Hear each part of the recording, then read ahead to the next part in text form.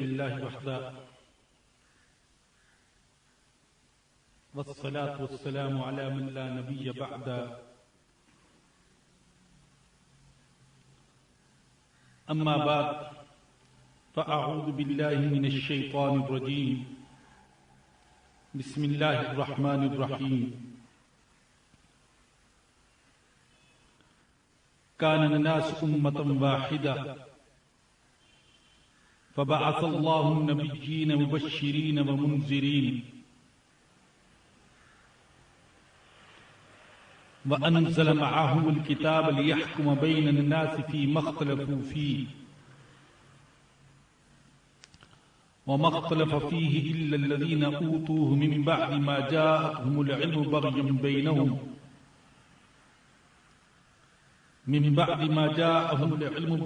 بينهم فهدى الله الذين آمنوا لما اختلفوا فيه من الحق بإذنه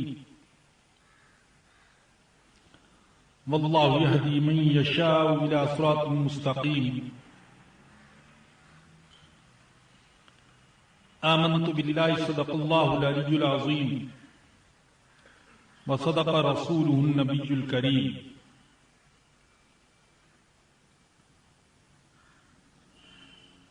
بزرگان محترم و برادران عزیز،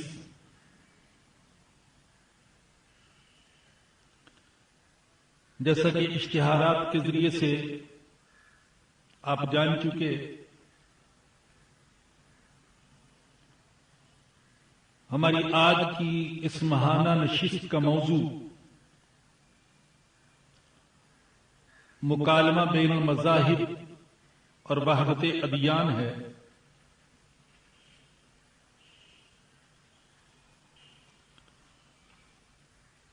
اس موضوع پر گفتگو کرنے کے لیے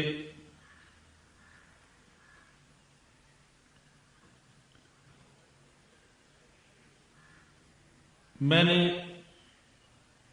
سورۃ البقرہ کی آیت نمبر 213 تلاوت کی ہے،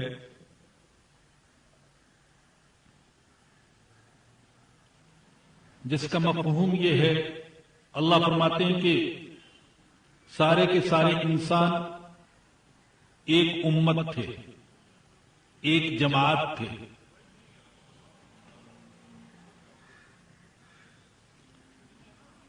پھر ان میں آپس میں اختلاف ہو گیا، عقائد اور نظریات کا اختلاف۔ اللہ نے اس اختلاف کو رفع کرنے کے لیے اور ان کے مذہبی تنازعات کا فیصلہ کرنے کے لیے نبیوں کو بھیجا، جو کہ بشارت دینے والے تھے اور ڈرانے والے تھے۔ اس آیت کریمہ میں اللہ نے انسانوں کی جس وحدت کا ذکر کیا ہے، یہ کون سی وحدت ہے؟ یہ سوال ہوا ہے کہ اللہ فرماتے کان الناس امۃ واحدہ، سارے کے سارے انسانوں میں وحدت تھی، اتفاق تھا، یہ ایک جماعت، ایک امت تھے، پھر اختلاف ہوا۔ تو کس قسم کی وحدت کا ذکر ہے اس آیت کریمہ میں؟ بعض حضرات نے کہا کہ انسانوں کے درمیان یہ جو وحدت تھی، یہ جہالت پر وحدت تھی، ضلالت اور گمراہی پر وحدت تھی، لیکن صحیح بات یہ ہے، اور اکثر مفسرین کی رائے بھی یہی ہے، کہ اللہ نے اس آیت کریمہ میں جس وحدت کا ذکر کیا ہے وہ وحدت علم پر وحدت تھی، ہدایت پر وحدت تھی، توحید پر وحدت تھی، ایمان پر وحدت۔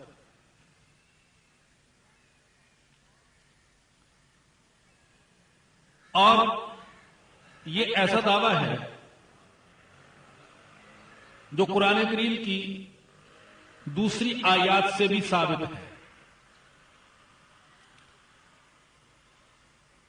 کہ انسان پہلے توحید اور ایمان کے اعتبار سے متفق الخیال تھے، متحد تھے، بعد میں ان میں اختلاف ہوا۔ مثال کے طور پر سورہ انبیاء میں اللہ نے پہلے مختلف انبیاء کرام علیہم السلام کا ذکر کیا۔ حضرت ابراہیم کا ذکر کیا، وَلَقَدْ آتَيْنَا إِبْرَاهِيمَ رُشْدَهُ مِنْ قَبْلُ۔ حضرت نوح علیہ السلام کا ذکر کیا، وَنُوحًا إِذْ نَادَى مِنْ قَبْلُ۔ حضرت یونس علیہ السلام کا ذکر کیا، وَظَنُّونِ إِذْ ذَهَبَ مُغَاضِبًا فَظَنَّ أَن لَّن نَّقْدِرَ عَلَيْهِ۔ حضرت زکریا علیہ السلام کا ذکر کیا، وَزَكَرِيَّا إِذْ نَادَى رَبَّهُ رَبِّ لَا تَذَرْنِي فَرْدًا وَأَنْتَ خَيْرُ الْوَارِثِينَ۔ ان مختلف انبیاء کا ذکر کرنے کے بعد اللہ فرماتے ہیں إِنَّ هَذِهِ أُمَّتُكُمْ أُمَّةً وَاحِدَةً وَأَنَا رَبُّكُمْ فَاعْبُدُونِ۔ یہ تمہاری امت ہے، ایک ہی امت، اور میں تمہارا رب ہوں۔ یہ سب ایک امت کے لوگ ہیں، حضرت ابراہیم، حضرت نوح، حضرت یونس، حضرت زکریا علیہ السلام، جن کا ذکر ان آیات میں ہوا۔ فرمایا کہ یہ سارے کے سارے ایک امت ہیں، ایک امت کے لوگ ہیں، اور میں تمہارا رب ہوں، میری عبادت کرو۔ اسی طریقے سے سورہ مؤمنون میں اللہ نے پہلے حضرت نوح علیہ السلام کا ذکر کیا، پھر حضرت موسیٰ علیہ السلام کا ذکر کیا، اس کے بعد حضرت عیسیٰ علیہ السلام کا ذکر کیا، اور اس کے بعد اجمالی طور پر تمام انبیاء سے خطاب فرمایا، یا ایھا الرسل کلوا من الطیبات،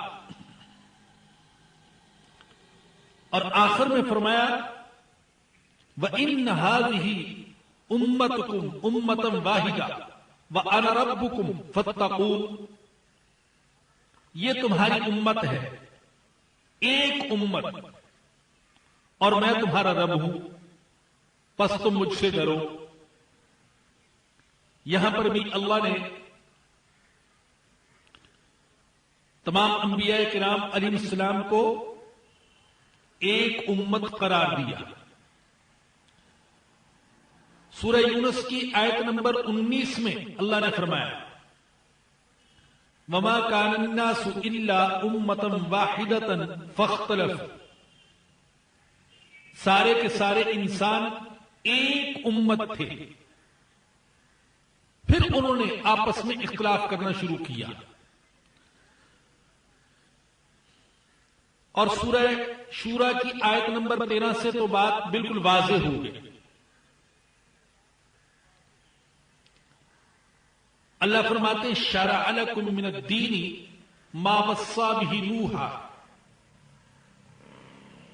اے مسلمانوں، ہم نے تمہارے لیے اسی دین کو لازم قرار دیا ہے، اسی دین کو نازل کیا ہے جس کی ہم نے وصیت کی نوح علیہ السلام کو، والذی اوحینا الیک، اور میرے حبیب جس کی وصیت کی ہم نے آپ کو، وما وصینا بہ ابراہیم وموسیٰ وعیسیٰ، اور جس دین کی وصیت کی ہم نے ابراہیم کو، موسیٰ کو، عیسیٰ کو علیہ السلام، ان اقیموا الدین، کہ تم دین کو قائم کرو، ولا تتفرقوا فیہ، اور اس میں فرقے فرقے نہ بن جاؤ۔ اللہ نے اس آیت کریمہ میں پہلے مسلمانوں کا ذکر کیا، درمیان میں حضرت نوح کا، حضرت ابراہیم کا، حضرت موسیٰ کا، اور حضرت عیسیٰ علیہ السلام کا، اور یہی وہ انبیاء تھے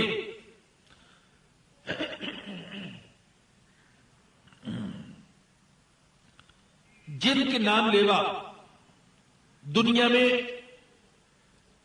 موجود رہے۔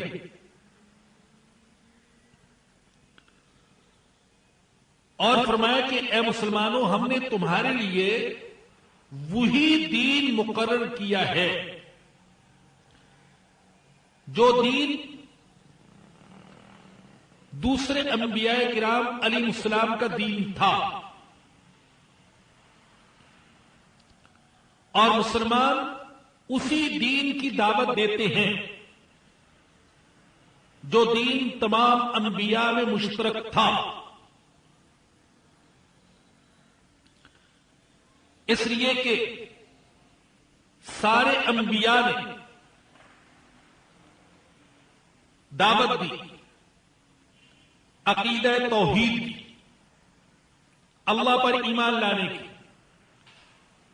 رسالت پر ایمان لانے کی، آخرت پر ایمان لانے کی۔ سارے انبیاء نے دعوت دی نماز پڑھنے کی، روزے رکھنے کی، صدقہ خیرات کرنے کی۔ سارے انبیاء نے دعوت دی اچھے اخلاق کی اور برے اخلاق سے بچ کر رہنے کی۔ کوئی دین ایسا نہیں جس دین کے اندر جھوٹ بولنے کی اجازت ہو، خیانت کی اجازت ہو، وعدہ خلافی کی اجازت ہو، چوری ڈکیتی کی اجازت ہو، زنا اور شراب نوشی کی اجازت ہو۔ تو اللہ فرماتے ہیں کہ اے مسلمانوں، تمہارے لیے ہم نے وہی دین نازل کیا جو دین تمام انبیاء کا دین تھا۔ اصولوں میں سارے انبیاء متفق، اختلاف جو کچھ تھا وہ صرف جزئیات کے اندر اور فروعی مسائل کے اندر، جس کو شریعت کہتے ہیں۔ شریعت ہر ایک کی الگ الگ، لیکن دین سارے نبیوں کا ایک۔ چنانچہ اللہ نے سورہ مائدہ کی آیت نمبر 48 میں فرمایا، لِكُلٍّ جَعَلْنَا مِنْكُمْ شِرْعَةً وَمِنْهَاجًا، تم میں سے ہر ایک کے لیے ہم نے شریعت مقرر کی اور ہر ایک کے لیے زندگی گزارنے کا ایک راستہ متعین کیا۔ تو شریعت تو بعض انبیاء کرام کی مختلف تھی، لیکن دین میں کوئی اختلاف نہیں تھا، دین سب کا ایک۔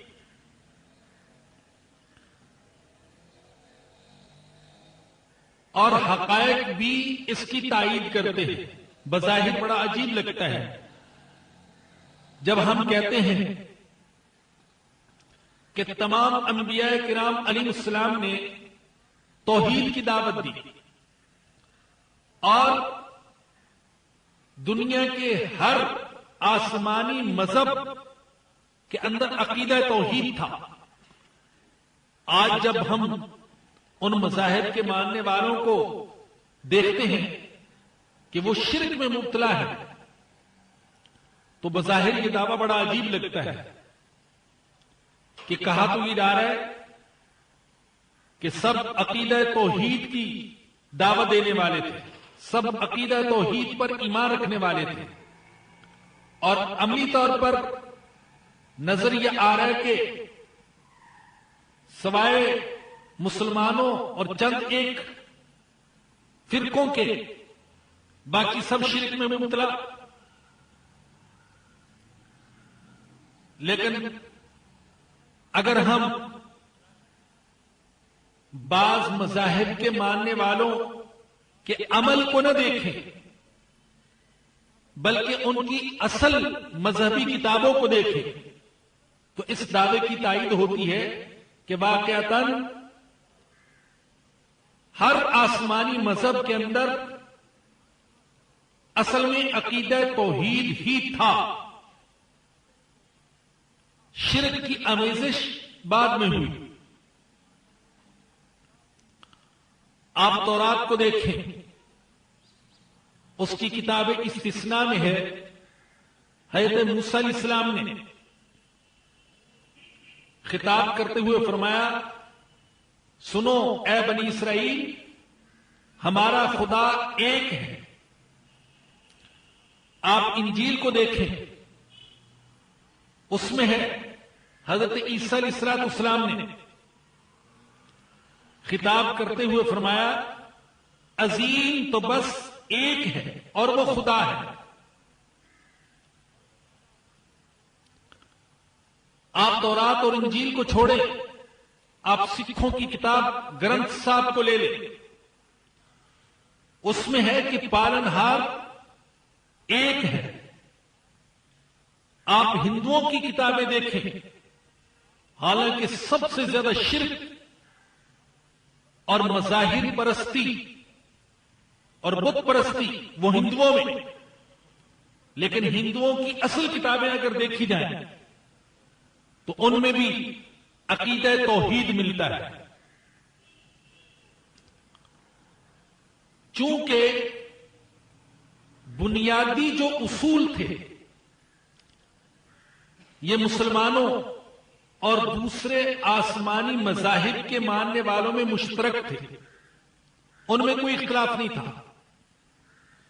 اس لیے ہمارے آقا صلی اللہ علیہ وسلم نے یہود و نصارہ کو دعوت دی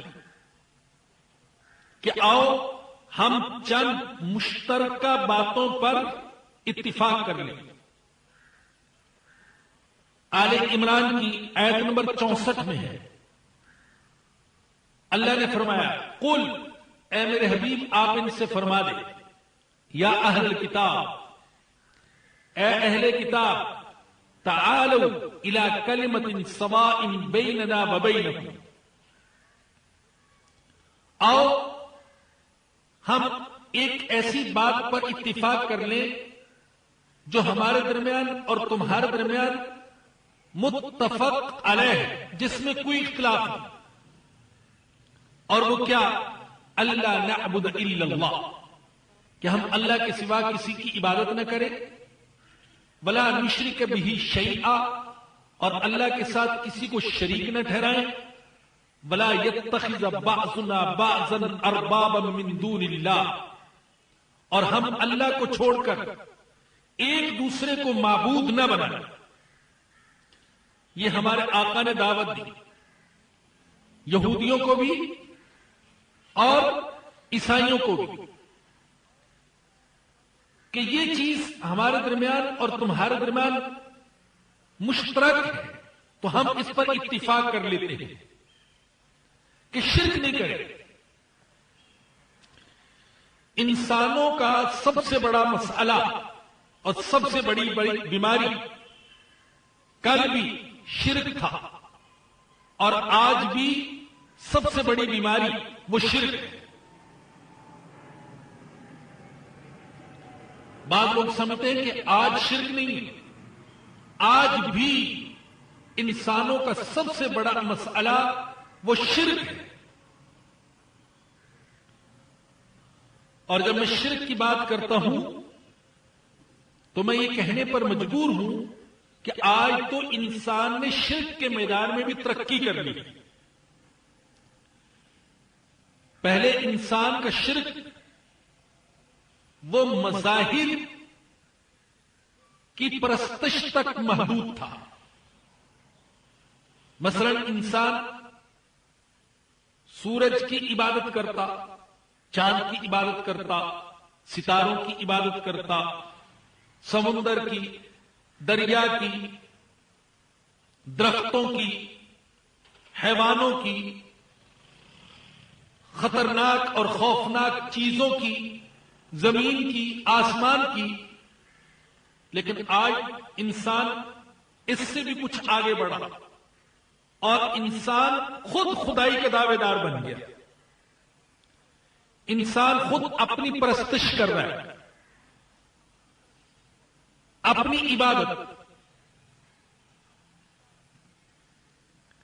اس لیے کہ انسان نے اپنی خواہشات کو اپنا معبود بنا لیا، اور یہ بھی شرک ہے۔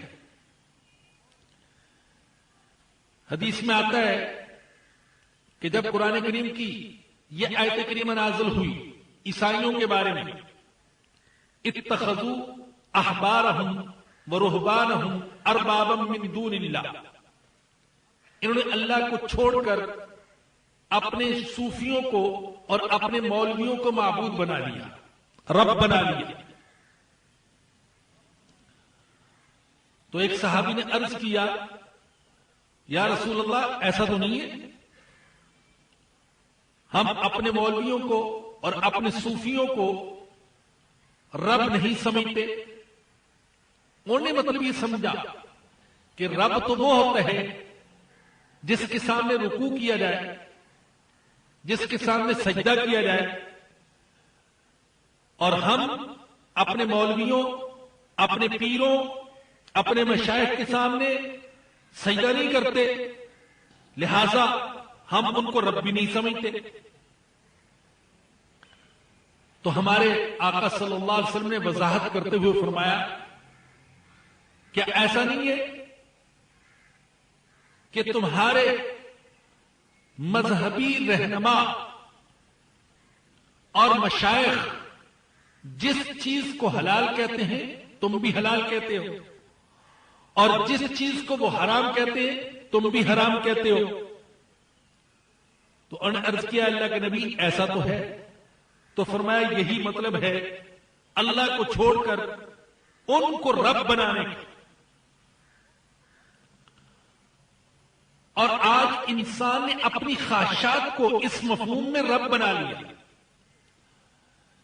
کہ ہر وہ چیز جائز ہے جو اس کی خواہش کے مطابق ہے، اور ہر وہ چیز ناجائز ہے جو اس کی خواہش کے مطابق نہیں۔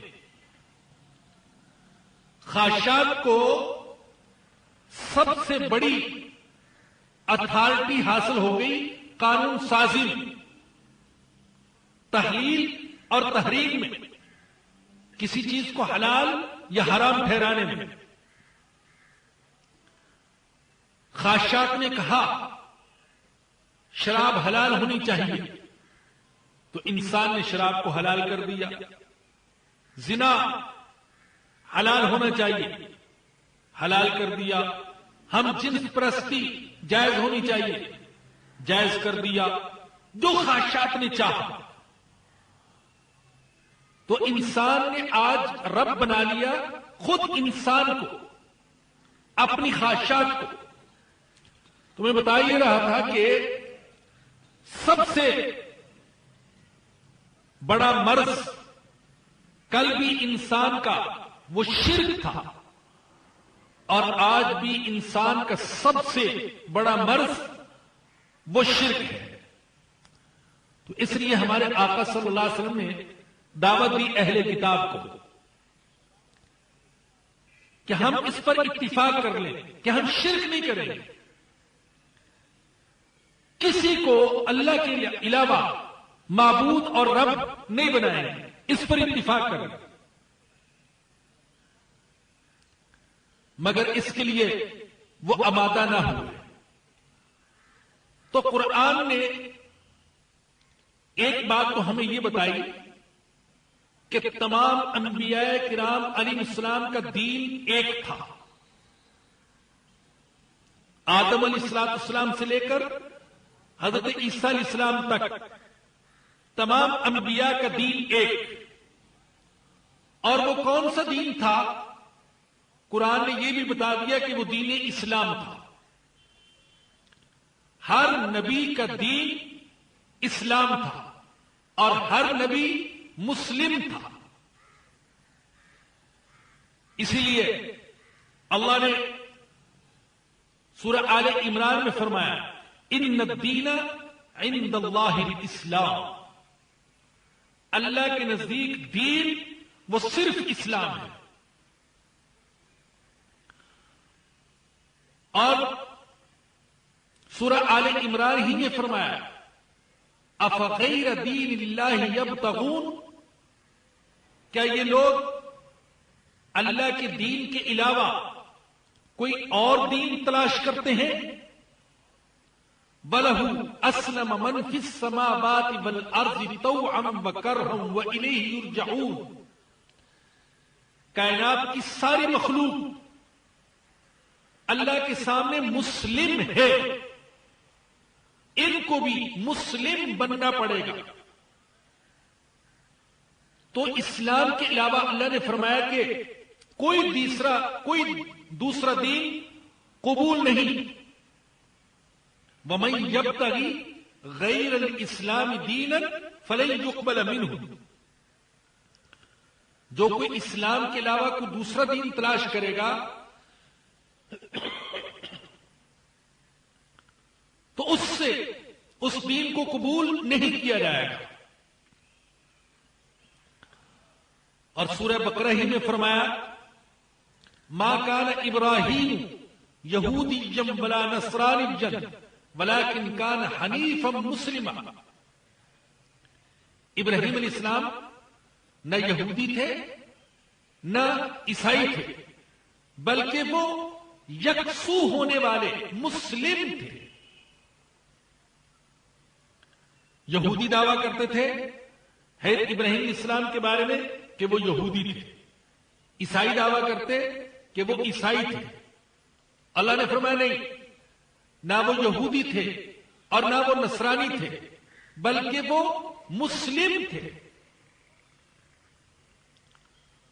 اور سورۃ البقرہ ہی میں فرمایا کہ مختلف انبیاء کرام علیہ السلام نے اپنی اولاد کو یہ وصیت کی مرنے سے پہلے فلا تموتن الا وانتم مسلمون، اے میری اولاد تمہیں موت آئے تو اسلام کی حالت میں موت آئے، اسلام کے بغیر دنیا سے نہ جانا۔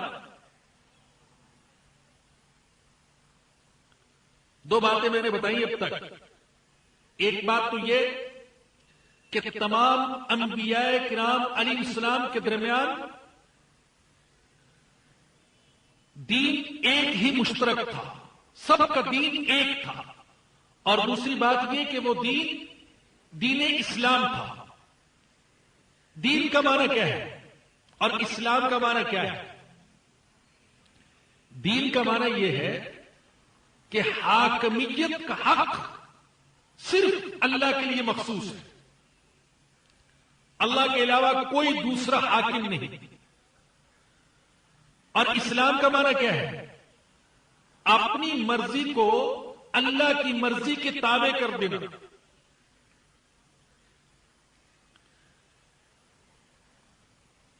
تمام انبیاء کرام علیہ السلام کے درمیان یہ دین تو مشترک رہا، البتہ شریعت بدلتی رہی۔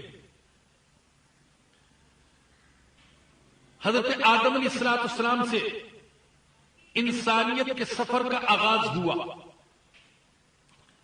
انسان اور انسان کا تمدن اور اس کا معاشرہ ترقی کرتا رہا.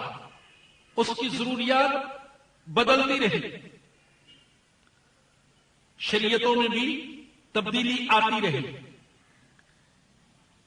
انسان نے طفولیت سے اپنا آغاز کیا اور ہوتے ہوتے ہمارے آقا حضرت محمد الرسول اللہ صلی اللہ علیہ وسلم کے زمانے تک انسان جوانی تک پہنچ گیا.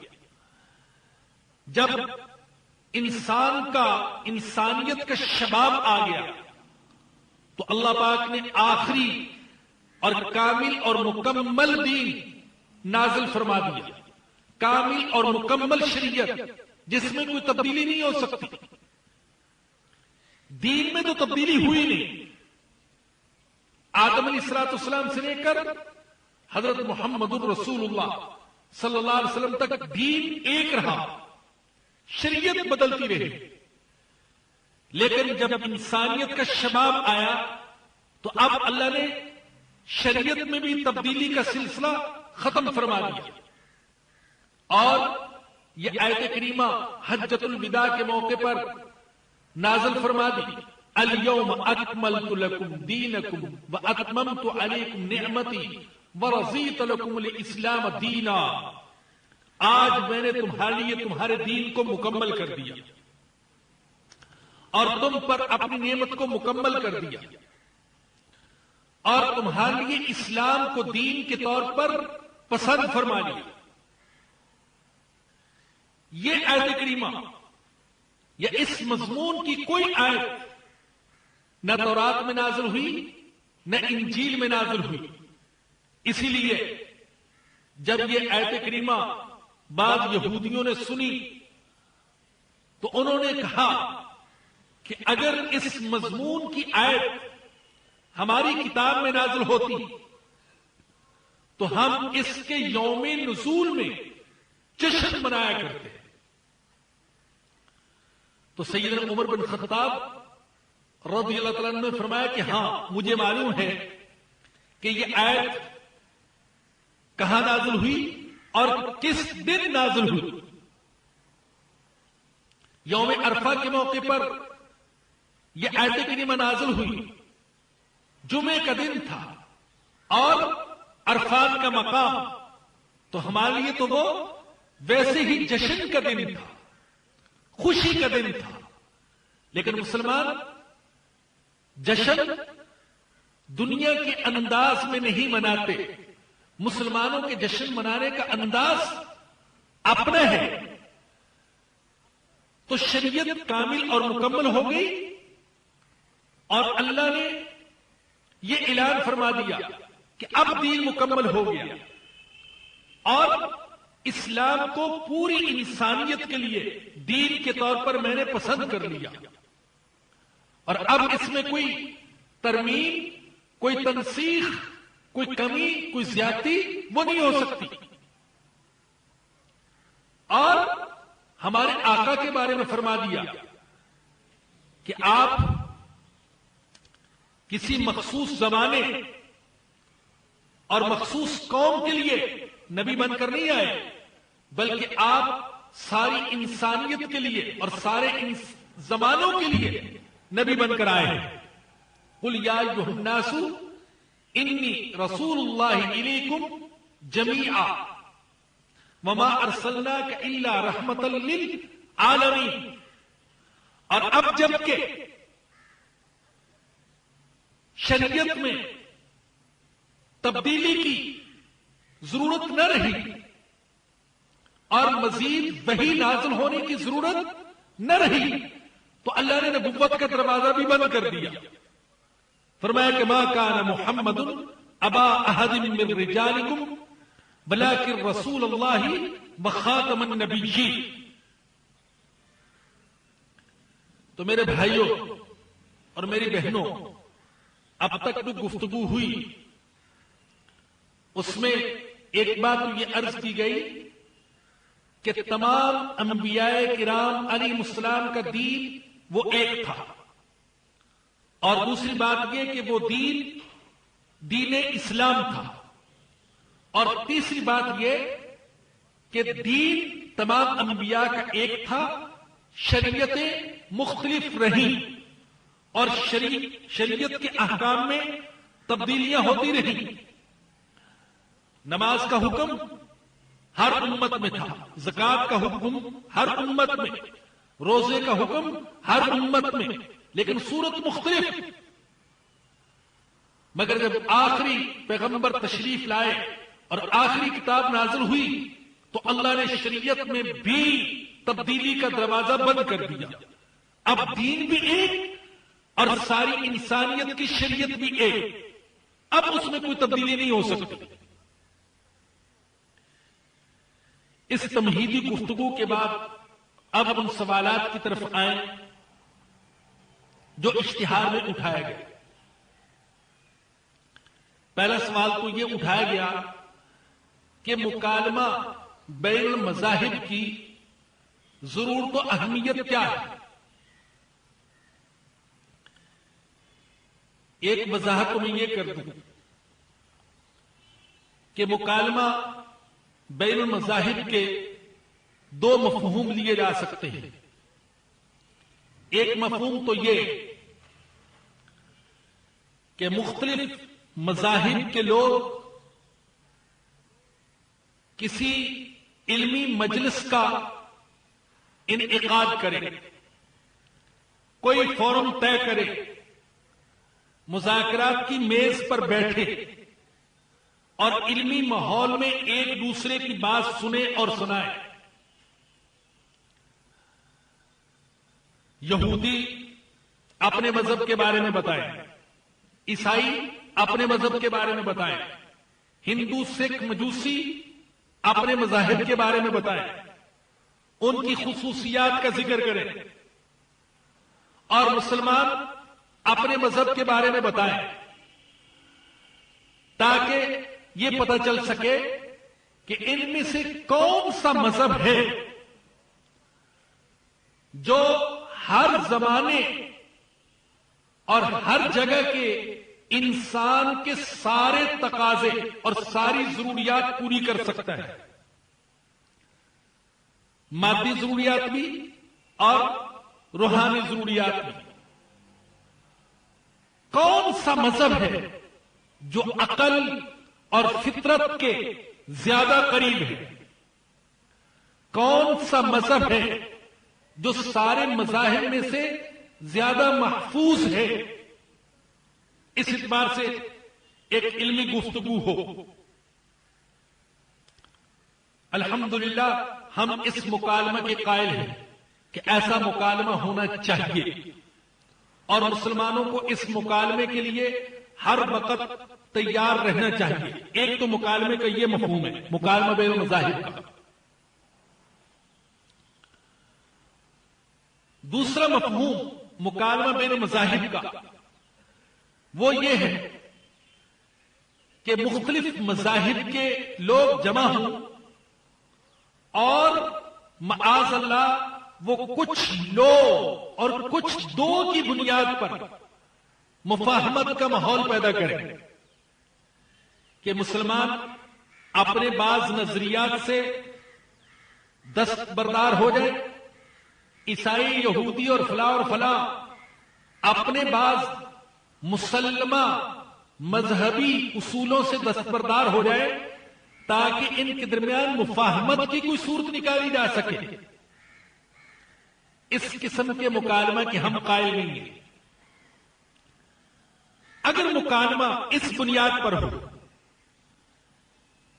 کہ مذاہب کو پرکھا جائے صداقت کی کسوٹی پر اور صحت کے معیار پر اور فطرت اور عقل کے اصولوں کی روشنی میں، اور ایک علمی مباحثہ اور مذاکرہ ہو، تو مسلمان اس مکالمہ کے لیے تیار۔ اور الحمدللہ ہم علی وجہ البصیرت کہتے ہیں अला वजह तासुब नहीं, अला वजहिल इनाद नहीं, अला वजहिल अदावत नहीं, बल्कि अल्हम्दुलिल्लाह अला वजहिल बसीरत हम कहते हैं कि कोई ऐसा मजहब जो हर जमाने और हर इलाके के जमाने की सारी जरूरियात पूरी कर सकता है, वो मजहब सिर्फ इस्लाम है। जो खुसूसियात अल्लाह पाक ने इसमें रखी हैं वो किसी दूसरे मजहब में नहीं।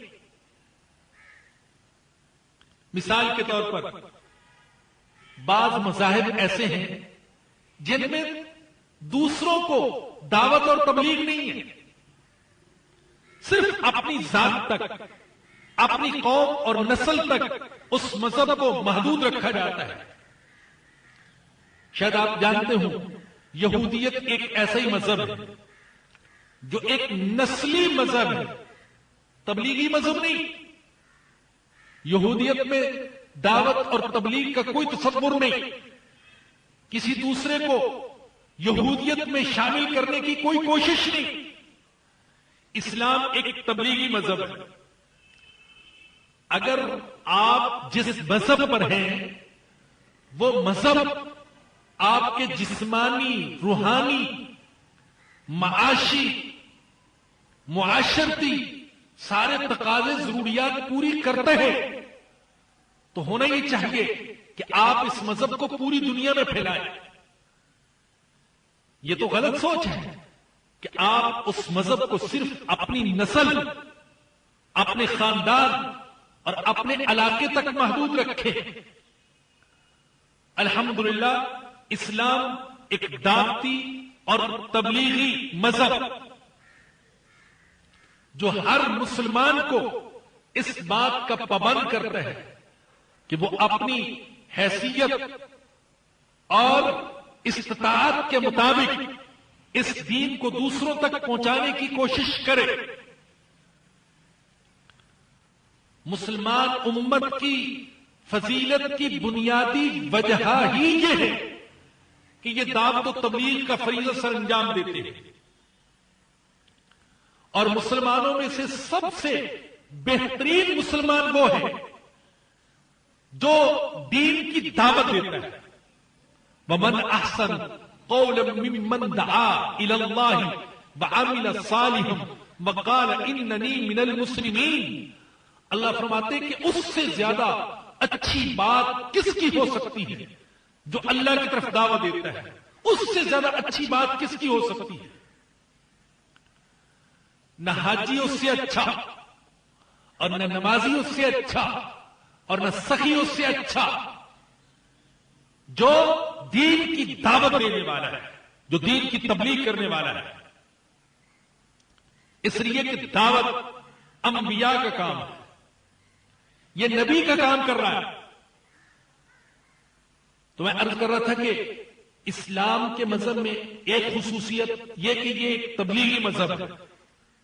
दूसरी खुसूसियत यह एक आलमगीर मजहब है। यह एक इलाके तक महदूद नहीं है, एक कौम तक महदूद नहीं, एक जमाने तक महदूद नहीं। यह हर काले और गोरे का मजहब है, हर मशरकी और मगरबी, अमरीकी और अफ्रीकी का मजहब बन सकता है।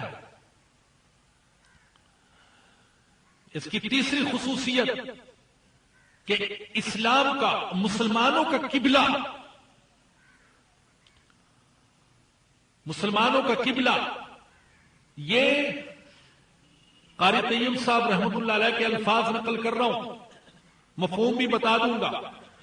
मुसलमानों का, इस्लाम का किबला काबा अव्वले आलम भी है, असले आलम भी है, वस्ते आलम भी है, मरकज़े आलम भी है।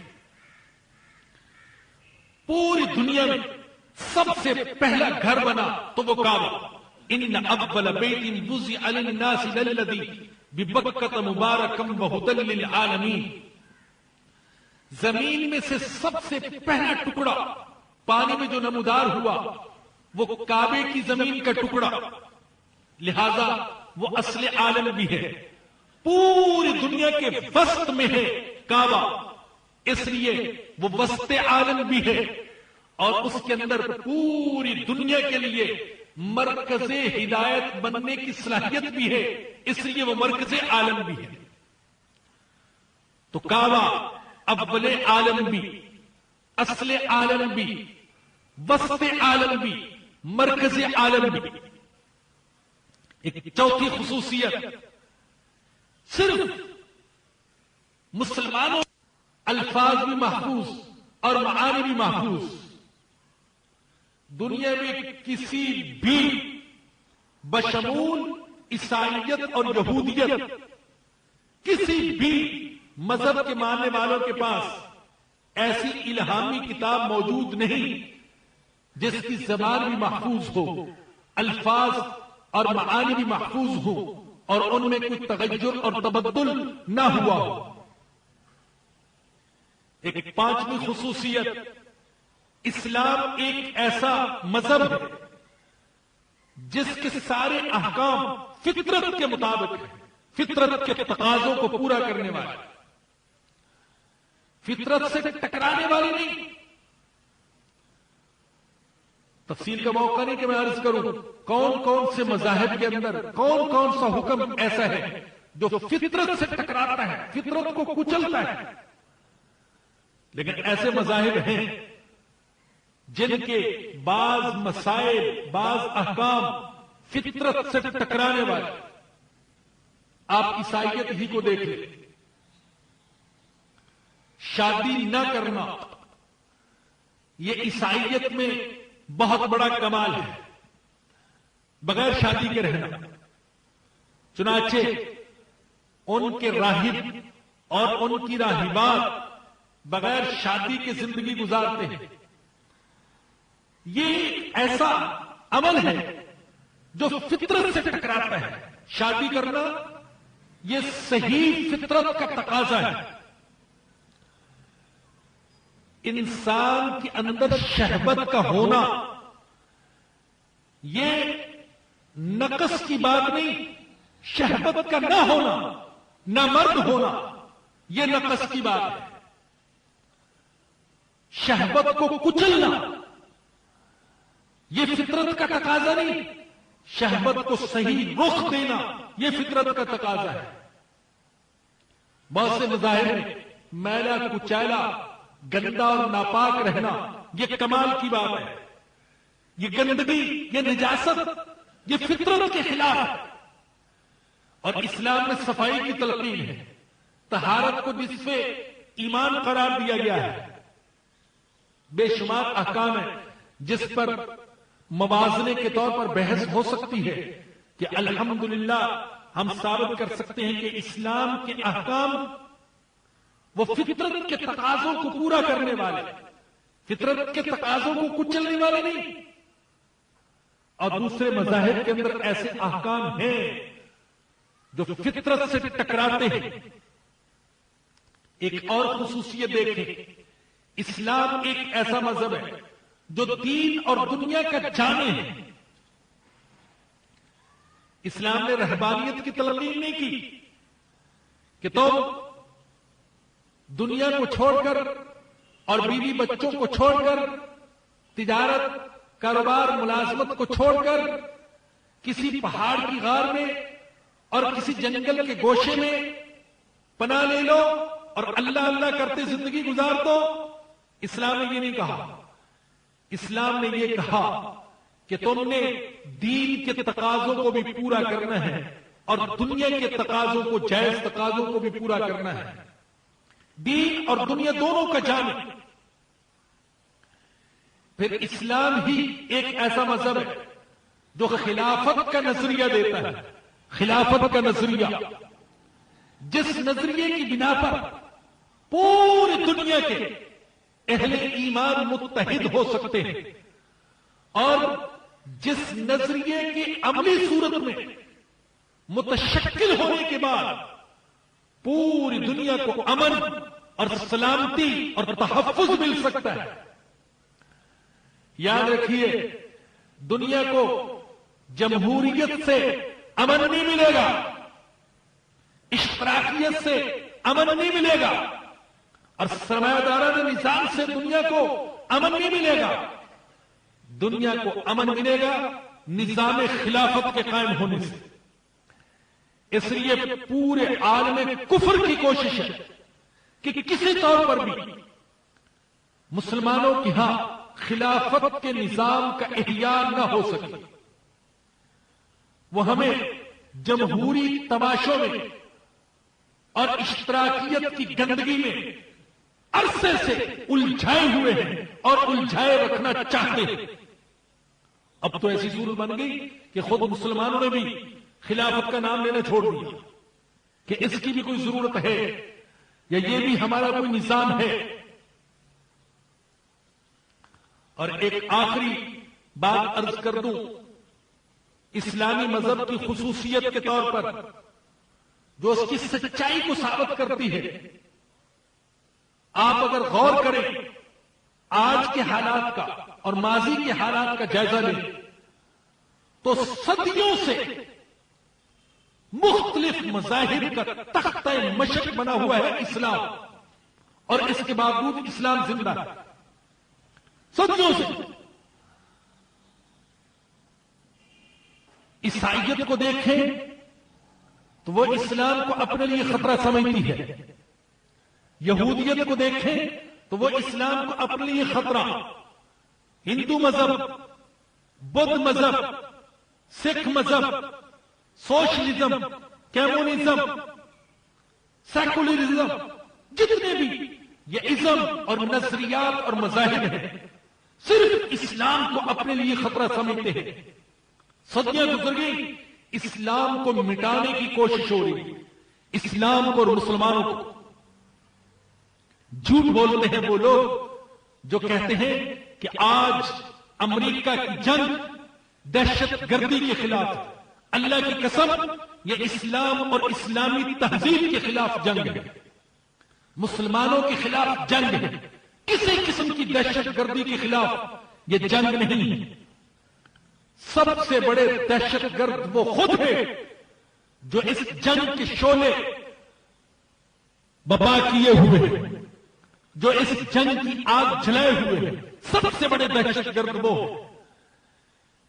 یہ جنگ اسلام کے خلاف ہے، اسلامی تہذیب کے خلاف ہے، مسلمانوں کے خلاف ہے۔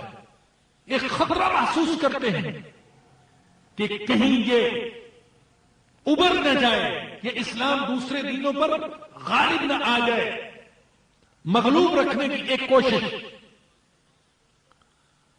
بات یہ ہو رہی تھی کہ مکالمہ بین المذاہب کی ضرورت و اہمیت، تو میں نے کہا کہ اگر اس کا مطلب یہ ہے مکالمہ بین المذاہب کا کہ مختلف مذاہب کے نمائندے اور مختلف مذاہب کے علماء وہ کسی فورم پر جمع مذاکرات کی میز پر بیٹھے، علمی مباحثے کی فضا میں کسی مجلس کا انعقاد کرے اور پھر ہر مذہب کی خصوصیات پر روشنی ڈالی جائے، تو یہ مکالمہ ہونا چاہیے۔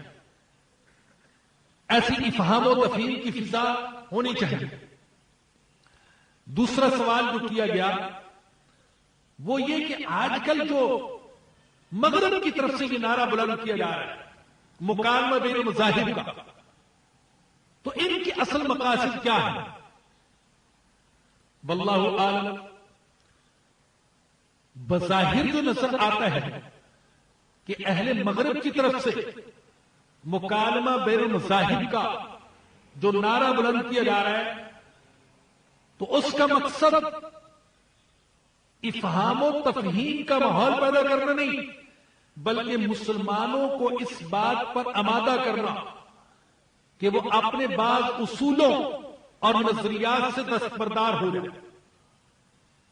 قرآن کے بارے میں، صاحب قرآن حضرت محمد الرسول اللہ صلی اللہ علیہ وسلم کے بارے میں وہ حساس نہ رہے، شرم و حیا کے تقاضے فراموش کر دیں، اور کچھ لو اور کچھ دو کی بنیاد پر مفاہمت کی صورت پیدا کر لے. ہم اس قسم کے مکالمے کو بالکل ناجائز اور حرام سمجھتے ہیں کہ اگر اس مکالمے کا مقصد یہ ہے کہ مسلمان اسلام کی تبلیغ نہ کرے اور سارے مذاہب کو برحق مان لے تو یہ مکالمہ غلط، یا کچھ لو اور کچھ دو کی بنیاد پر مسلمان کفار اور مشرکین سے مذہب کے بارے میں مفاہمت کر لے تو ہم اس سوچ کو غلط کہتے ہیں. اور یاد رکھیے کہ یہ سوچ آج کی نہیں، بہت پرانی ہے. خود ہمارے آقا حضرت محمد الرسول اللہ صلی اللہ علیہ وسلم کو بھی مشرکین مکہ نے دعوت دی کہ آئیے ہم مفاہمت کر لیتے ہیں، مسالمت کی صورت نکالتے ہیں. آپ ہمارے معبودوں کو برا بلا نہ کہے، ہم آپ کے معبود کو برا بلا نہیں کہتے، بلکہ اس سے بھی بڑھ کر ہم آپ کے خدا کی عبادت کرتے ہیں. آپ کبھی کبھی ہمارے خداؤں کی بھی عبادت کر لیا کریں، یا اتنا نہیں کر سکتے تو کم از کم ان کے خلاف تو نہ بولے. لیکن اللہ نے ہمیشہ کے لیے آپ کی زبان سے یہ اعلان کروا دیا، قل یا ایھا الکافرون لا اعبد ما تعبدون ولا انتم عابدون ما اعبد ولا انا عابد ما عبدتم ولا انتم عابدون ما اعبد لکم دینکم ولی دین. فرما دیجئے اے کافرو، قرآن کریم میں یہ واحد مکان ہے جہاں واضح طور پر کافروں کو کافر کہہ کر خطاب کیا گیا دنیا میں. یا ایھا الکافرون، اے کافرو. وگرنہ اس انداز میں خطاب نہیں کیا گیا قرآن کریم میں. میں نہیں عبادت کر سکتا ان کی جن کی تم عبادت کرتے ہو، ولا انتم عابدون ما اعبد، اور نہ تم عبادت کرتے ہو اس کی جس کی میں عبادت کرتا ہوں. ولا انا عابد ما عبدتم، نہ میں عبادت کرتا ہوں ان کی جن کی تم عبادت کرتے ہو. ولا انتم عابدون ما اعبد، اور نہ تم عبادت کر سکتے ہو اس کی جس کی میں عبادت کرتا ہوں. دو دفعہ آپ دیکھیں تو تکرار پایا جاتا ہے. بعد نے کہا یہ تکرار اس لیے تھا کہ آج بھی ایسا نہیں ہو رہا، آج بھی ایسا نہیں ہو رہا کہ میں تمہارے معبودوں کی بات کروں اور تم میرے معبود کی بات کرو، اور مستقبل میں بھی ایسا نہیں ہوگا. ایسا نہیں کہ ہو سکے گا کہ تم میرے معبودوں کی اور میں تمہارے معبودوں کی بات کروں، ایسا نہیں ہو سکتا. تو اس قسم کی مصالحت اور مفاہمت کے مذہب کے کچھ اصولوں کو مسلمان معاذ اللہ قربان کر دے مفاہمت کے نام پر، اور کفار کے بعد نظریات کو تسلیم کر لے، اس قسم کے مکالمے کی کسی طور پر بھی اجازت نہیں دی جا سکتی. بے شک اس وقت مایوسی کے حالات ہیں، مسلمان مغلوب ہیں، لیکن اس کا یہ مطلب نہیں ہے کہ مسلمان اسلام کی دعوت اور تبلیغ سے دستبردار ہو جائیں مفاہمت کے نام پر، اس لیے کہ امریکہ ناراض ہو جائے گا یا برطانیہ اور دوسری بڑی طاقتیں ناراض ہو جائیں گی. نہیں، مسلمان کو یہ دعوت کا سلسلہ جاری رکھنا ہے اس وقت تک جب تک کہ پوری دنیا اسلام کے جھنڈے تلے جمع نہ ہو جائے، جو کہ سارے انبیاء کا دین ہے. ایک تیسرا سوال جو اٹھایا گیا وہ ہے وحدت ادیان اور مکالمہ بین المذاہب میں فرق. دیکھیے، وحدت ادیان کا مطلب تو یہ ہے کہ سارے مذاہب پر حق ہیں، سارے مذاہب سچے. اور مکالمہ بین المذاہب کا مطلب تو میں بتا ہی چکا کہ دو مفہوم ہو سکتے ہیں. ان میں سے ایک مفہوم وہ تو صحیح ہے اور ہم اس کے لیے تیار، اور دوسرا مفہوم غلط ہے اور ہم اسے جائز نہیں سمجھتے۔ جہاں تک وحدت ادیان کے نظریے کا تعلق ہے کہ سارے دین برحق، یہ نظریہ بالکل غلط۔ اپنے اپنے وقت میں ہر دین سچا تھا۔ یہودیت اپنے زمانے میں، عیسائیت اپنے زمانے میں سچے مذہب تھے، اور یہودیت کے زمانے میں یہودی بنے بغیر نجات نہ تھی، اور عیسائیت کے زمانے میں جب تک اس کا زمانہ رہا عیسائی بنے بغیر نجات نہیں تھی۔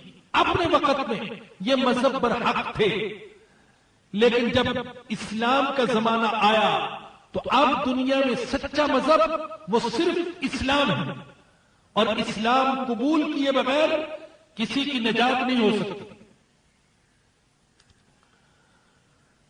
مشہور واقعہ ہے، سیدنا عمر بن خطاب رضی اللہ عنہ کے ہاتھوں تورات کے چند اوراق لگ گئے،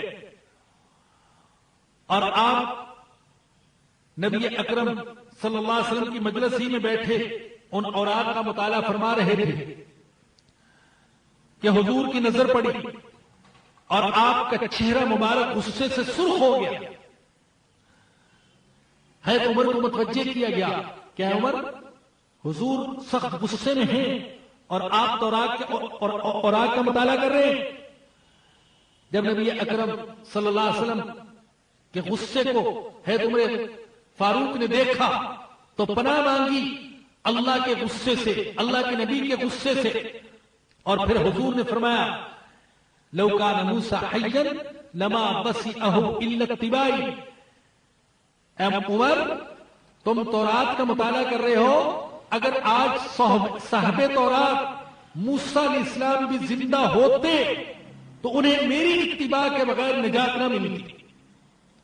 اب نجات منحصر ہے صرف اسلام میں، اور صرف قرآن میں، اور صرف رسول اللہ صلی اللہ علیہ وسلم کی غلامی میں۔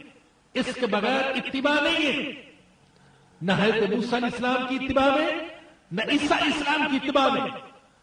الحمدللہ ہم ایمان رکھتے ہیں سارے انبیاء پر۔ ہمیں سبق دیا گیا قرآن کریم میں، قولوا آمنا باللہ وما انزل الینا وما انزل الی ابراہیم واسماعیل واسحاق ویعقوب والاسباط۔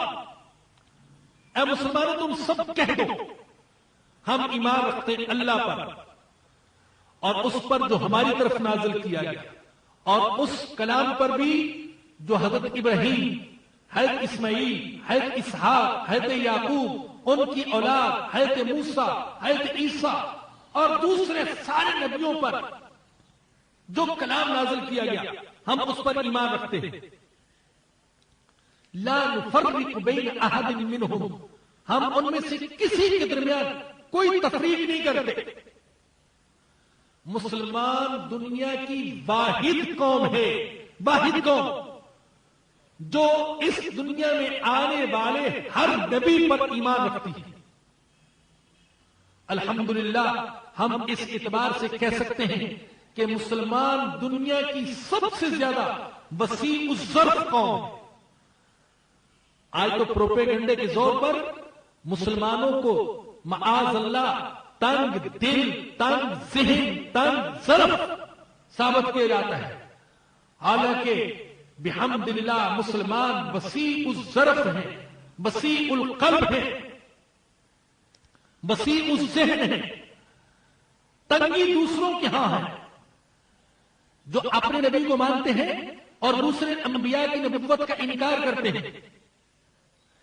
ایک یہودی موسیٰ علیہ السلام کو مان کر اور دوسرے سارے نبیوں کا انکار کر کے یہودی ہو سکتا ہے، اور ایک عیسائی عیسیٰ علیہ السلام کو مان کر اور دوسرے سارے نبیوں کا انکار کر کے عیسائی ہو سکتا ہے، لیکن ایک مسلمان صرف محمد الرسول اللہ صلی اللہ علیہ وسلم کو مان کر اور دوسرے کسی ایک نبی کا بھی، سارے نبیوں کا نہیں، صرف ایک نبی کا بھی انکار اگر کر دے تو وہ مسلمان نہیں ہو سکتا، صرف ایک نبی کا۔ ایسا نہیں کہ 1,24,000 میں سے ہر ایک کا انکار کرے، بلکہ ہمارا عقیدہ یہ کہ جو مسلمان کسی ایک نبی کی نبوت کا انکار کر دے وہ مسلمان نہیں ہو سکتا۔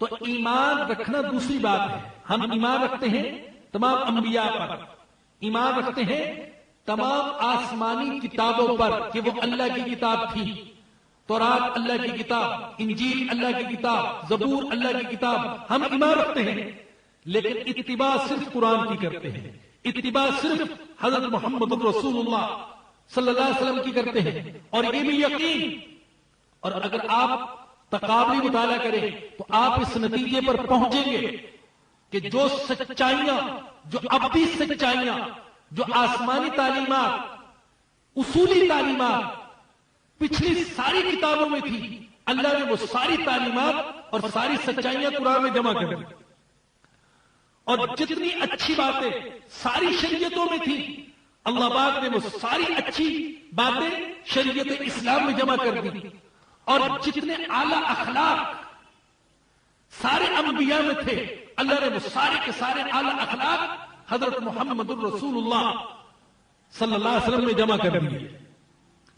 قرآن ساری کتابوں کی جامع کتاب، اسلام ساری شریعتوں کی جامع شریعت، اور حضور اکرم صلی اللہ علیہ وسلم سارے انبیاء کے علوم و معارف کے جامع نبی۔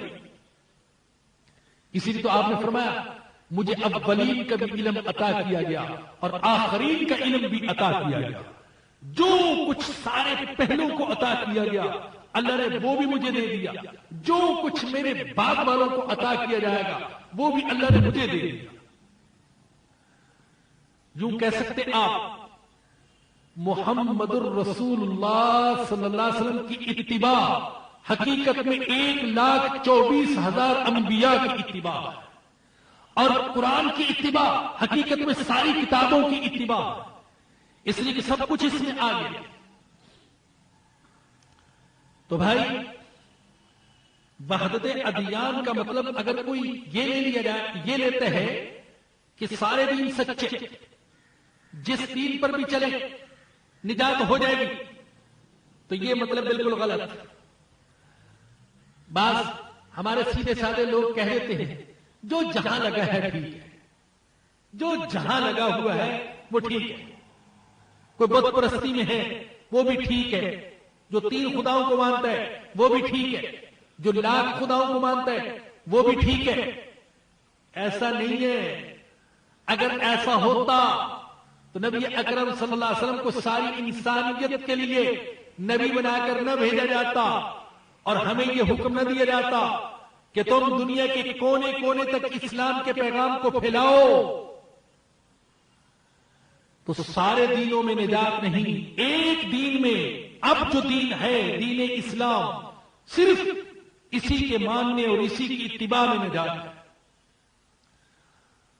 اور چوتھا اور آخری سوال جو اٹھایا گیا وہ یہ کہ کیا کوئی ایسا دین ایجاد کیا جا سکتا ہے جس پر اقوام عالم کا اتفاق ہو جائے؟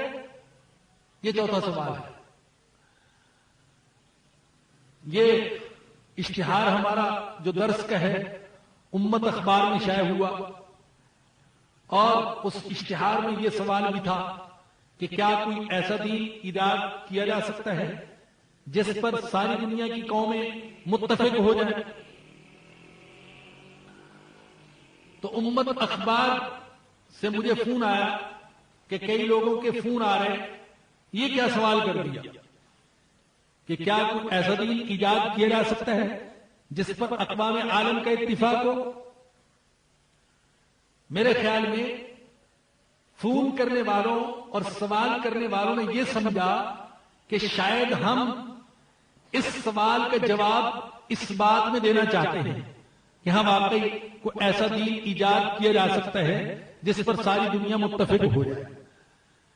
جب کوئی سوالیہ انداز میں بات کی جاتی ہے تو اس کا مطلب یہ ہرگز نہیں ہوتا کہ لازماً اس کا جواب اس بات ہی میں دیا جائے گا کہ اگر سوال یہ کیا گیا ہے کہ کیا ایسا دین ایجاد ہو سکتا ہے تو واقعی میں جواب یہ دوں گا کہ ہاں واقعی ایسا دین ایجاد ہو سکتا ہے.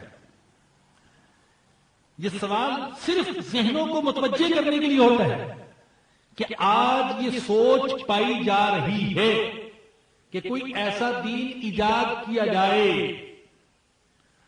جس پر ساری دنیا متفق ہو جائے.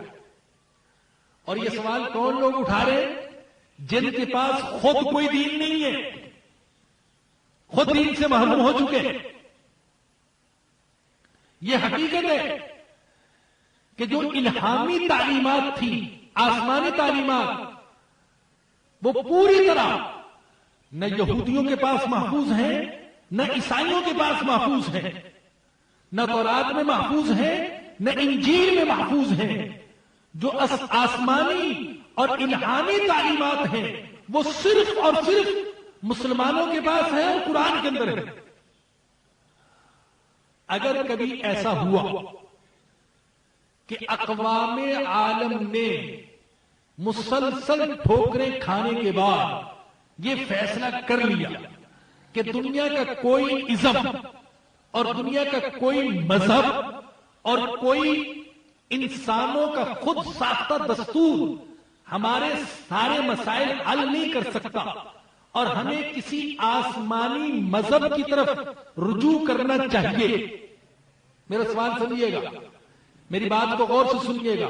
اگر کبھی اقوام عالم نے یہ فیصلہ کیا کہ ہمارے اپنے خود ساختہ دستور اور مذاہب یہ ہمارے مسائل حل نہیں کر سکتے اور ہمیں کسی آسمانی مذہب کو تسلیم کر لینا چاہیے، اور انہوں نے کسی آسمانی مذہب کو تلاش کیا، تو اللہ کی قسم آسمانی تعلیمات اور الہامی تعلیمات اقوام عالم کو صرف مسلمان پیش کر سکیں گے قرآن کی صورت میں، اور کوئی قوم اقوام عالم کو الہامی تعلیمات محفوظ انداز میں پیش نہیں کر سکیں. اور یہ بات تو یقینی ہے کہ اقوام عالم کو ایسے مذہب کی تلاش ہوگی اور یہ ایسے مذہب کو تسلیم کریں گے، یہ پکی بات ہے. ایک حدیث میں میرے اور آپ کے آقا حضرت محمد الرسول اللہ صلی اللہ علیہ وسلم نے فرمایا، اللہ کی قسم ایسا ہو کر رہے گا کہ یہ دین ہر کچے اور پکے گھر میں داخل ہوگا. میرے اور آپ کے آقا نے فرمایا یہ دین ہر کچے اور پکے گھر میں، ہر شہر اور گاؤں میں داخل ہوگا. فرمایا کہ کوئی اس کو مانے گا خوشی سے اور کوئی مانے گا مجبوری سے. علماء کہتے ہیں مجبوری سے ماننے کا کیا مطلب؟ کہ بعض لوگ تلوار کے ڈر سے اسلام کو قبول کریں گے، تو مجبوری سے ماننے کا مطلب یہ نہیں ہے کہ بعض لوگ تلوار کے ڈر سے اسلام میں داخل ہوں گے. مجبوری سے ماننے کا مطلب یہ ہے کہ ہر طرف ٹھوکریں کھانے کے بعد، مجبور ہو جانے کے بعد، اسلام کے سائے میں پناہ لینے پر انسان مجبور ہو جائے گا، ہر طرف ٹھوکریں کھائے گا، ذلیل و خوار ہوگا، کہیں سے بھی اس کے مسائل حل نہیں ہوں گے، کہیں سے اس کو قلبی سکون نہیں ملے گا، امن نہیں ملے گا، تحفظ نہیں ملے گا، مجبور ہو جائے گا اسلام کے سائے میں پناہ لینے پر. تو ایسا تو ہوگا کہ انسان آئے گا اسلام کی طرف. تو میں عرض کر رہا تھا کہ جن لوگوں کے پاس کوئی مذہب نہیں ہے وہ یہ نعرہ لگا رہے ہیں کہ کوئی ایسا دین ایجاد کرنا چاہیے جس پر اقوام عالم کا اتفاق ہو جائے. مگر یاد رکھیے، دین ایجاد نہیں کیا جاتا، دین نازل ہوتا ہے. دین ایجاد نہیں کیا جاتا، دین انسانوں کی ایجاد نہیں ہے، دین اللہ کا نازل کردہ نظام ہے. لہذا انسان ایسا کوئی دین ایجاد نہیں کر سکتے. اللہ نے ایسا دین نازل کر دیا 1450 سال پہلے، اور وہ آج بھی دین تر و تازہ ہے. وہ کہنگی کا، وہ قدامت کا، وہ فرسودگی کا شکار نہیں ہوا. جیسے سورج، چاند، ستارے، آسمان، زمین یہ پرانے نہیں ہو سکتے، یہ دین اسلام بھی پرانا نہیں ہوا. اس کے حقائق ابدی حقائق ہیں. کسی دوسرے دین کی نہ ایجاد کرنے کی ضرورت اور نہ انسان ایجاد کر سکتا ہے. دیکھیے، انسان کی نظر محدود، عقل محدود، علم محدود، تجربہ محدود، مشاہدہ محدود، زندگی محدود. انسان اپنی کمزوریوں کے ہاتھوں مجبور، انسان اپنی خواہشات کے ہاتھوں مجبور. انسان مختلف چیزوں سے متاثر ہوتا ہے، اتار چڑھاؤ سے متاثر ہوتا ہے، موسموں سے متاثر ہوتا ہے، حالات سے متاثر ہوتا ہے. لہذا انسان ایسا دین ایجاد نہیں کر سکتا جو سارے زمانوں اور سارے انسانوں کی ضروریات پوری کر سکے. اور میرا اللہ، اس کا علم بھی کامل، اس کی سمع بھی کامل، اس کی بصر بھی کامل، اس کی خبر بھی کامل، اس کے تجربات بھی کامل، اس کے مشاہدے کامل، اور وہ کسی کمزوری سے اور کسی قسم کے حالات اور کیفیات سے متاثر بھی نہیں ہوتا. لہذا صرف اللہ ہی ایسا دین نازل کر سکتا ہے جو سارے انسانوں کے لیے کافی ہو اور سارے زمانوں کے لیے کافی ہو، اور وہ دین اسلام. اور یہ بھی سن لیں کہ یہ سوچ بھی آج پیدا نہیں ہوئی، بہت پہلے پیدا ہوئی.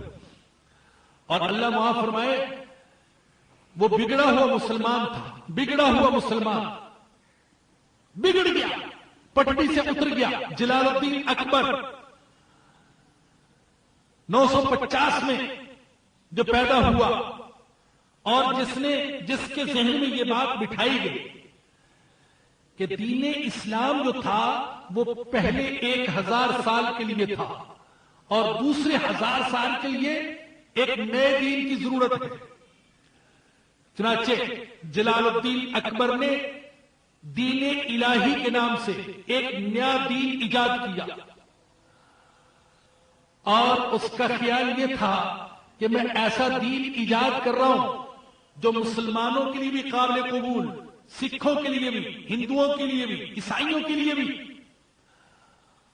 اور ظالم نے زیادہ جو زیادتی کی وہ خود مسلمانوں کے ساتھ ہی. سورج کی عبادت کرتا تھا جلال الدین اکبر، سورج کے سامنے سجدہ کرتا تھا، سورج کے نام کا وظیفہ پڑھتا تھا. سورج کا ذکر آتا تو جلت قدرتہ کہتا تھا. خنزیر کتے کو حلال کر دیا، بھیڑ، دمبے، گائے اور اونٹ کو حرام کر دیا. اسلامی نام رکھنے کی ممانعت کر دی، عورتوں پر پابندی لگا دی. باہر نکلے تو چہرے سے پردہ ہٹا کر نکلے. زیادہ زیادتی مسلمانوں کے ساتھ کی، اور کوشش کر رہا تھا کہ ایسا دین ایجاد کروں جس پر سب متفق ہو جائیں. اور اس کو کچھ درباری پیٹ پرست مولوی بھی مل گئے جنہوں نے پتہ نہیں کہاں کہاں سے حوالے تلاش کر کے دے دیے کہ حضور کے دین کی عمر تو صرف 1000 سال تھی، اب نئے 1000 سال کے لیے ایک نئے دین کی ضرورت ہے. اور اس نے اپنے خیال میں ایک نیا دین بنا دیا. اللہ اکبر. اور اس وقت کے حالات جن لوگوں نے تاریخ میں جمع کیے ہیں وہ بتاتے ہیں کہ لگتا یہ تھا کہ ظلمت قدح ہند سے اسلام کا چراغ ہمیشہ کے لیے بجھ جائے، اور اب کبھی یہاں مسلمان سر نہیں اٹھا سکیں گے، اسلام ختم ہو جائے گا. ایسے اقدامات کیے اس نے کہ اسلام کا چراغ بجھتا ہوا محسوس ہوتا تھا، ایک نئے دین کا سورج چڑھتا ہوا محسوس ہوتا تھا. لیکن اللہ نے اپنے چند بندوں کو کھڑا کر دیا جن میں سر فرست حضرت مجدد الفسانی رحمت اللہ علیہ تھے، جو اس فتنے کے سامنے پہاڑ کی طرح کھڑے ہو اور انہیں باندھ دیا. اور جلال الدین اکبر اس کے اپنے وزراء ہی اس کے خلاف کھڑے ہو گئے اور انہوں نے حضرت مجدد الفسانی رحمۃ اللہ علیہ کا ساتھ دیا. اور ایسا تاریخ کے مختلف ادوار میں ہوتا رہا کہ جب لگا کہ آج مسلمانوں اور اسلام کا چراغ بجھ رہا ہے تو اللہ پاک نے کسی شخصیت کو کھڑا کر دیا جس نے اسلام اور مسلمانوں کو دوبارہ عروج اور کمال کی طرف مائل و سفر کر دیا. اللہ تعالیٰ سے ہم دعا کرتے ہیں اللہ آج بھی کوئی ایسی شخصیت پیدا فرما دے. تو میرے بزرگوں اور دوستو، یہ 4 سوالات تھے جو اشتہار میں اٹھائے گئے. مکالمہ بین المذاہب کی ضرورت و اہمیت اور مکالمہ بین المذاہب کا نعرہ لگانے والوں کے مقاصد، اور مکالمہ اور وحدت ادیان میں فرق، اور چوتھا اور آخری سوال یہ کہ کیا کوئی ایسا دین ایجاد کیا جا سکتا ہے جس پر اقوام عالم کا اتفاق ہو جائے. میں نے اپنی محدود بساط اور مطالعے کے مطابق ان 4 سوالوں کا جواب دینے کی کوشش کی. آخر میں اللہ تعالیٰ سے دعا ہے کہ اللہ پاک مجھے اور آپ کو اور ہمارے آنے والی نسلوں کو ایمان پر زندہ رکھے اور ایمان پر خاتمہ نصیب فرمائے. وآخر دعوانا ان الحمد للہ رب العالمین. آخر میں ایک اعلان تو یہ ہے کہ الحمدللہ میرے مالک کا لاکھ لاکھ شکر ہے کہ اللہ پاک نے حج بیت اللہ کی سعادت ہمارے مقدر میں شاید لکھتی ہے، اور اللہ نے فضل فرمایا تو منگل کے دن پرسوں انشاءاللہ حج کے سفر کے لیے روانہ ہوں گا. لیکن انشاءاللہ اگلے درس سے پہلے وقت پر موجود ہوں گا. اگرچہ آپ وقت پر نہ آئیں لیکن انشاءاللہ میں وقت پر آنے کی کوشش کروں گا انشاءاللہ.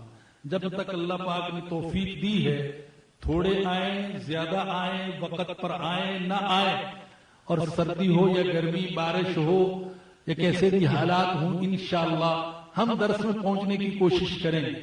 آپ کو یاد ہوگا کہ ہم نے موسلا دھار برستی ہوئی بارش کے اندر بھی درس دیا ہے، اس حال میں کہ آپ بھی بھیگ گئے اور میں بھی بھیگ گیا.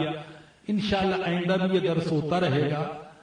تو اگلا درس جو ہوگا اس کا موضوع ہے نکاح، طلاق اور خلا کا اسلامی تصور.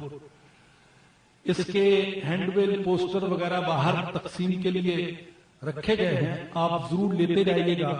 اور ابھی نہ تقسیم کیجیے گا وگرنہ ہم بہت بھولنے والے لوگ ہیں. دین کے معاملے میں بھولنے والے بہت لوگ ہیں لیکن دنیا کے معاملے میں ہم نہیں بھولتے. سچی بات ہے، دنیا کے معاملے میں ہم نہیں بھولتے. مجھے ایسے لوگ بھی ملتے ہیں جنہوں نے 10 سال پہلے کسی کو قرضہ دیا تھا لیکن آج تک یاد ہے کہ میں نے اس کو 200 روپے قرضے دیے تھے، آج تک یاد ہے. لیکن دین کی بات تو ایک ہفتے کے اندر بھول جاتے ہیں. تو یہ نشستیں جو کی جاتی ہیں یہ بھی منعقد کی جاتی ہیں دین کی یاد دہانی کے لیے بھائی. تو بہرحال کچھ دن تو یہ پوسٹر اپنے پاس رکھیے گا اور ایسا نہ ہو کہ خود آپ بھی بھول جائیں. آپ تقسیم کرنے والے تقسیم کرنے بھول جائیں. ہم نے کہیں پڑھا تھا کہ کوئی محترمہ بھول جاتی تھی تو ہر کام ڈائری میں لکھ لیتی تھی، پھر ایسا ہوا کہ خود ڈائری بھول جاتی تھی تو کام بھی بھول گئے. تو ایسا نہ ہو کہ آپ پوسٹر لے کر ان کو تقسیم کرنے بھول جائیں. تو چند دنوں بعد تقسیم کر دیجیے گا انشاءاللہ العزیز. اگلا درس جو ہے 13 جنوری کو اسی مقام پر اسی وقت پر ہوگا. اور آپ جانتے ہیں کہ ہمارے اس درس کی جو خصوصیت ہے وہ یہ کہ وقت پر آغاز کیا جاتا ہے چاہے کوئی آئے یا نہ آئے. تو اس لیے آپ حضرات سے درخواست ہے کہ خدا کے واسطے مہینے میں ایک دن تو گرم بستر چھوڑ دیا کرے 12 بجے سے پہلے اور 11:30 بجے یہاں تشریف لے آیا کرے. میں جا رہا ہوتا ہوں تو ماشاءاللہ ہمارے بہادر آباد کے لوگ ناشتے کے لیے تیاری کر رہے ہوتے ہیں. تو بہرحال آپ کوشش فرمائیں کہ وقت پر تشریف لائیں اور یہ پوسٹر لیتے جائیں. دوسرا اعلان یہ ہے کئی سالوں سے میری نگرانی میں لیبر اسکوائر ایک غریب سا محلہ ہے سائٹ کے علاقے میں، وہاں اجتماعی قربانی کا اہتمام کیا جاتا ہے. اس سال بھی ہوگا انشاءاللہ. اور کچھ ادارے ہیں جو میری نگرانی میں چل رہے ہیں، وہاں ان کے چمڑے استعمال ہوتے ہیں۔ تو جو حضرات اجتماعی قربانی میں حصہ لینا چاہیں تو باہر ساتھی آئے ہوئے ہیں، اپنا حصہ 3500 روپے کے اعتبار سے جمع کرا سکتے ہیں۔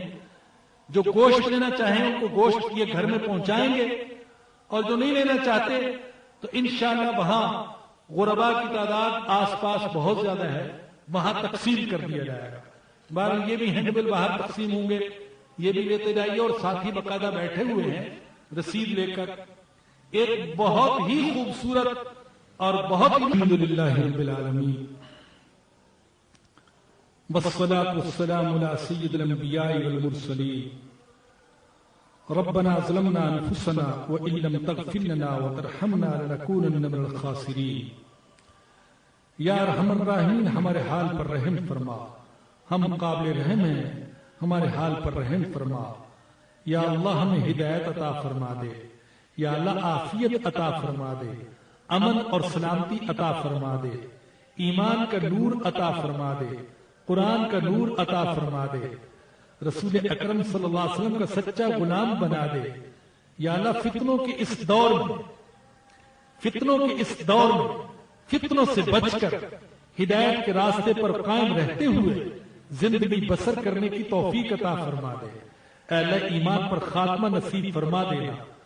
یا اللہ جو حج بیت اللہ کے لیے جا چکے یا جو جانے والے ہیں، سب کے سفر کو قبول فرما لے۔ جو نہیں جا سکے اور جانے کی دل میں حسرت ہے، یا اللہ ان کی حسرت کو پورا فرما دے۔ اے اللہ کرم فرما دے، رحم فرما دے، معاف فرما دے۔ ربنا آتنا فی الدنیا حسنۃ وفی الآخرۃ حسنۃ وقنا عذاب النار۔ ربنا تقبل منا انك انت السميع العليم وتب علينا انك انت التواب الرحيم۔ صلی اللہ تعالی علی رسولہ وخیر خلقہ سیدنا ومولانا محمد وآلہ وصحبہ واہل بیتہ اجمعین، آمین برحمتک یا ارحم الراحمین۔